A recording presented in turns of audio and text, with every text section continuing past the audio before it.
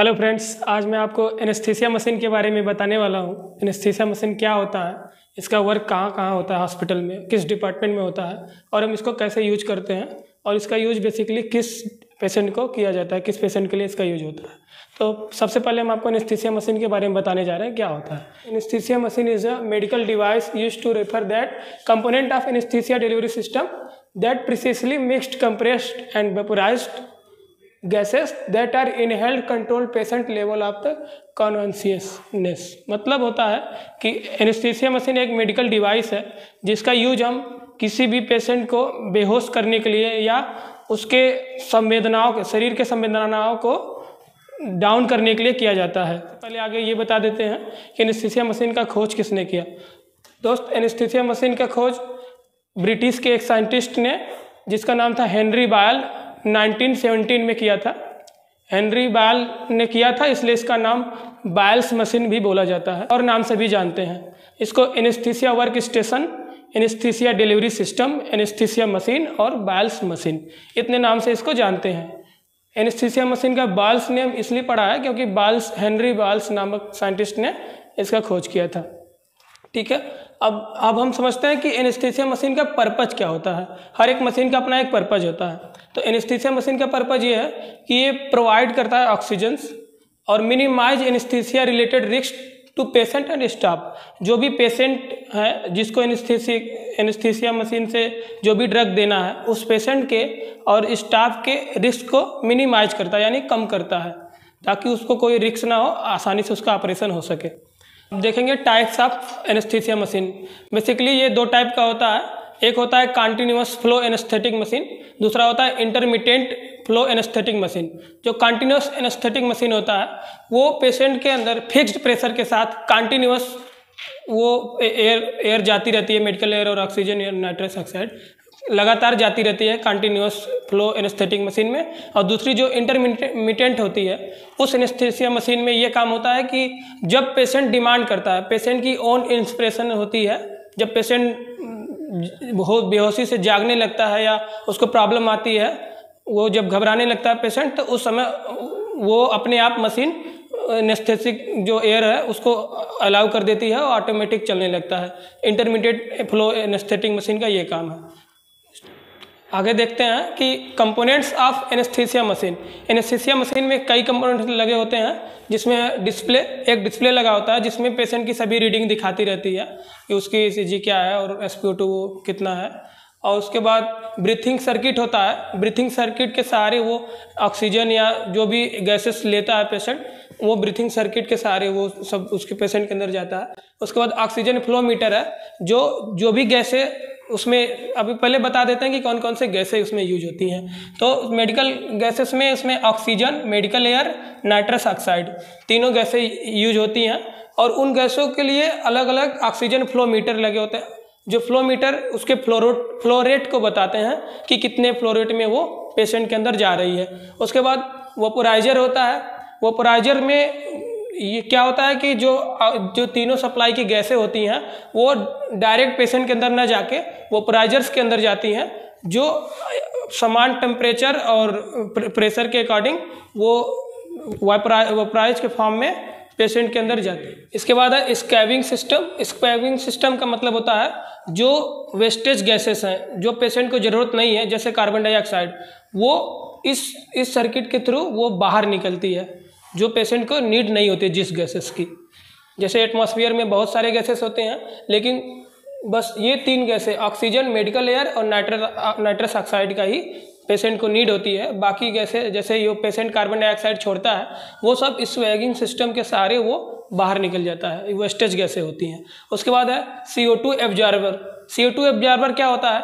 जो भी पेशेंट छोड़ता है कार्बन डाइऑक्साइड, उस कार्बन डाइऑक्साइड को इस एब्जॉर्बर के सहारे बाहर किया जाता है। वो एब्जॉर्बर के अंदर सोडा लाइम होता है, NaOH, जिसको सोडियम हाइड्रोक्साइड बोलते हैं, उसमें वो क्रिया करके फिर उसके बाद बाहर निकलता है।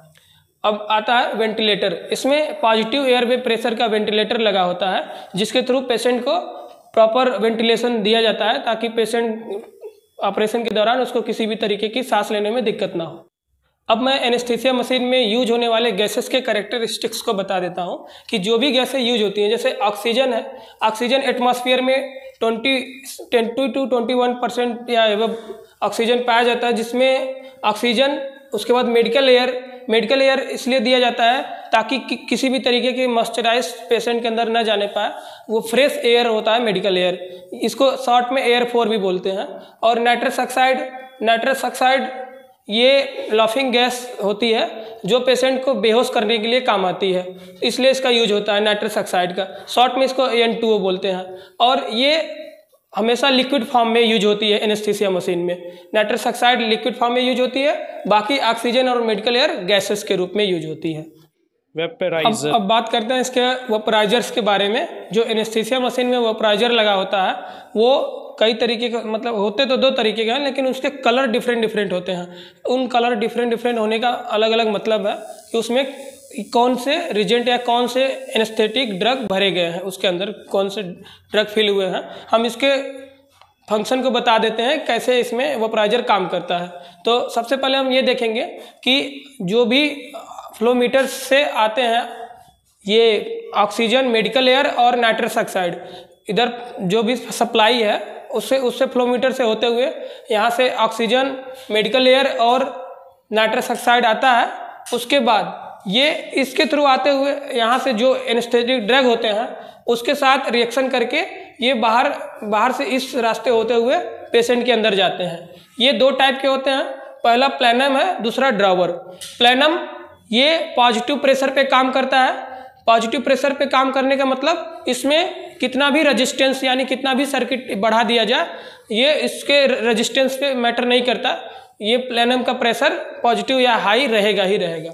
और ड्रॉवर जो होता है, ड्रॉवर में प्रेशर कम होता है, ये निगेटिव प्रेशर पे काम करता है और इसमें रेजिस्टेंस भी कम होता है। अब ये बता देते हैं कि आगे उसमें जो भी कंपोनेंट आएंगे वो कैसे काम करेंगे। अब हम एनेस्थीसिया मशीन के ब्लॉक डायग्राम के बारे में बता देते हैं कि इसका ब्लॉक डायग्राम कैसा होता है और कौन से कंपोनेंट कहाँ लगे होते हैं और कैसे ये वर्क करता है, इसका वर्किंग फंक्शन भी देख लेते हैं। तो सबसे पहले हम ये देखेंगे कि हमारा मेडिकल एयर, नाइट्रस ऑक्साइड और ऑक्सीजन ये गैस डिलीवरी सिस्टम के थ्रू ये आगे कहाँ जा रहा है। तो हमारे जो पावर प्लांट लगे होते हैं मेन गैस के, वहाँ से ये तीनों गैसेस आती हैं। इसके 2 ऑप्शन होते हैं, एक प्राइमरी सिस्टम होता है, दूसरा सेकेंडरी। प्राइमरी मतलब जो हमारा प्लांट से आता है गैस, और सेकेंडरी मतलब हमारा जो एक्सटर्नल हम सिलेंडर लगा के यूज कर रहे हैं। तो ये प्लांट से आने के बाद ये तीनों गैसेस आती हैं वेपराइजर्स में। वेपराइजर्स के अंदर टेम्परेचर और प्रेशर के थ्रू ये धीरे धीरे आगे बढ़ती हैं। वो सीधे कहाँ आती हैं, मेन सर्किट में, जिसको ब्रीथिंग सर्किट बोलते हैं। ब्रीथिंग सर्किट के साथ लगा होता है वेंटिलेटर। वेंटिलेटर से पेशेंट को ऑक्सीजन मिलता रहता है और उसके बाद ये पेशेंट है अपना, ये पेशेंट है और ये पूरा ये ब्रीथिंग सिस्टम है। और ये CO2 एब्जॉर्बर है, इसमें सोडा लाइम यानी NaOH भरा होता है जो ऑक्सीजन लेता है वेंटिलेटर के, और ये ऑक्सीजन से ये जो एनेस्थेटिक ड्रग लेता है पेशेंट, ये पेशेंट है। सभी ड्रग्स वेपराइजर्स में आते हैं। वेपराइजर में ड्रग्स मिलने के बाद ब्रीथिंग सर्किट के थ्रू ये पेशेंट के अंदर जाते हैं। फिर अगर जो वेस्टेज गैसेस है जैसे CO2 यानी carbon dioxide, wastage gases absorber में आने के बाद ये सोडा लाइम से रिएक्शन करके ये वेस्टेज गैस स्क्वैगिंग सिस्टम से बाहर निकल जाते हैं। ये पूरा इसका ब्लॉक डायग्राम है। ये वेंटिलेटर है और ये पेशेंट है। ये पूरा ब्रीथिंग सर्किट है, ये CO2 एब्जॉर्बेंट है, ये वेपराइजर्स है और ये गैस डिलीवरी सिस्टम है। और गैस डिलीवरी सिस्टम में 2 ऑप्शन है, एक सिलेंडर के थ्रू जिसको सेकेंडरी सिस्टम बोलते हैं, और जो दूसरा प्लांट से आने वाले सर्किट के थ्रू। तो ये पूरा ब्लॉक डायग्राम है। आशा है कि आपको समझ में आ गया होगा। इसके आगे हम बताते हैं ब्रीथिंग सर्किट कैसे काम करता है। अब हम इसके ब्रीथिंग सर्किट के बारे में बता देते हैं। ब्रीथिंग सर्किट क्या होता है, ये कैसे काम करता है। तो सबसे पहले ब्रीथिंग सर्किट देखेंगे। ये फेस मास्क है, ये वाई कनेक्टर होता है, वाई शेप में होता है इसलिए इसको वाई कनेक्टर बोलते हैं। ये फ्लेक्सिबल ब्रीथिंग ट्यूब होता है जो इसको मोड़ने पर भी ये टूटेगा नहीं, ठीक है। उसके बाद ये यहाँ से fresh gas inlet by ventilator, जो वेंटिलेटर से गैसेस आती हैं वो फ्रेश गैस यहाँ से इनलेट करती है, मतलब अंदर जाती है, जिसे इंस्पायरेटरी यूनिडायरेक्शनल वाल्व बोलते हैं। ये यहाँ से मुड़ती है, ये 90 डिग्री पे मुड़ती है जो भी मुड़ेगी 90 डिग्री पे, ठीक है। इसको इंस्पायरेटरी यूनिडायरेक्शनल वाल्व बोलते हैं। यहाँ से फ्रेश गैस इनलेट होते हुए यहाँ जाती है पेशेंट के पास, लेकिन जो पेशेंट कार्बन डाइऑक्साइड छोड़ेगा वो एक्सपायरेटरी यूनिडायरेक्शनल वाल्व से होते हुए एपीएल वाल्व के साथ यहाँ से रिजर्वर के पास जाता है, और फिर उसके बाद ये CO2 एब्जॉर्बर के पास जाता है। एपीएल वाल्व क्या है?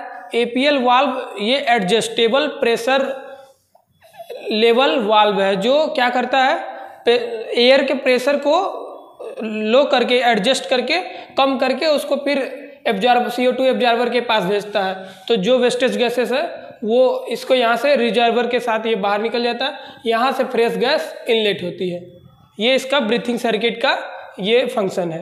अब आगे बता देते हैं कि करते हैं टाइप्स ऑफ वेंटिलेटर जो एनेस्थीसिया मशीन में लगाए जाते हैं। पहले मैकेनिकल वेंटिलेशन यूज होता था, जो 2 टाइप का होता था। पहला पॉजिटिव प्रेशर वेंटिलेशन, दूसरा negative pressure ventilation. Negative pressure ventilation वो 3 फेज सप्लाई पे चलता था, जिसमें पेशेंट को शॉक लगने का या इलेक्ट्रिक करंट लगने का चांस ज़्यादा रहता था, जिससे पेशेंट डेथ हो जाता था। वो काफ़ी क्रिटिकल और डेंजरस था, इसलिए उसको अब बैन करके अब पॉजिटिव एयरवे प्रेशर के थ्रू एनेस्थीसिया मशीन में वेंटिलेटर लगाया जाता है, जिसके थ्रू पेशेंट को आसानी से वेंटिलेशन जाता है और उसमें किसी तरीके का रिस्क नहीं होता है। अब आगे हम आपको लाइव दिखा देता हूँ कि ये मशीन कैसे होती है और किस तरीके से काम करती है। चलो।